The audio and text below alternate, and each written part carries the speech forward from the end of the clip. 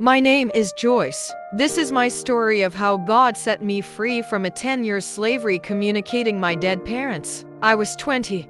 My parents died in a car accident. In my grief, I started visiting my parents' graves often. It became a ritual. I'd sit there for hours, talking to them, asking them for guidance. Mom, Dad, please, show me what to do. I can't do this alone. One afternoon, my friend Kat visited and found me by the graves. She sat quietly beside me, and after a while, she gently opened her Bible and read aloud. For the living know that they shall die, but the dead know not anything. Neither have they any more a reward, for the memory of them is forgotten. Ecclesiastes 9 verses 5. I looked at her and shook my head. No, Kat. I can feel them. They're with me.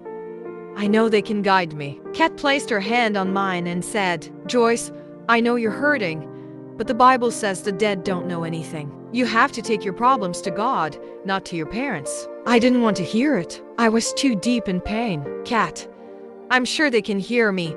They wouldn't just leave me like this. Her expression grew serious.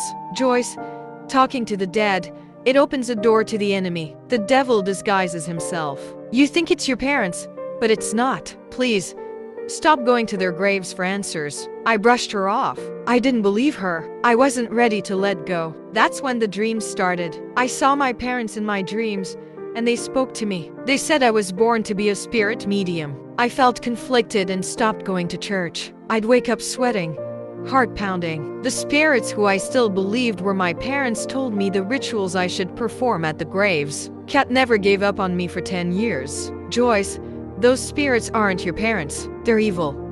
You have to stop. One day, Kat told me, Joyce, I'm fasting and praying for you for 10 days. I believe God will open your eyes. On the 9th night, I had a dream, but this time, it was different. An angel appeared to me. He was bright and filled the room with light. His voice was calm yet firm. He told me, Joyce, stop the rituals. Trust in God alone. Your parents can't do anything. It is God who protects and guides you. I woke up trembling. Tears streamed down my face. For the first time in years, I felt peace. The next morning, I ran to Kat's house. I could hardly get the words out. Kat, God sent his angel.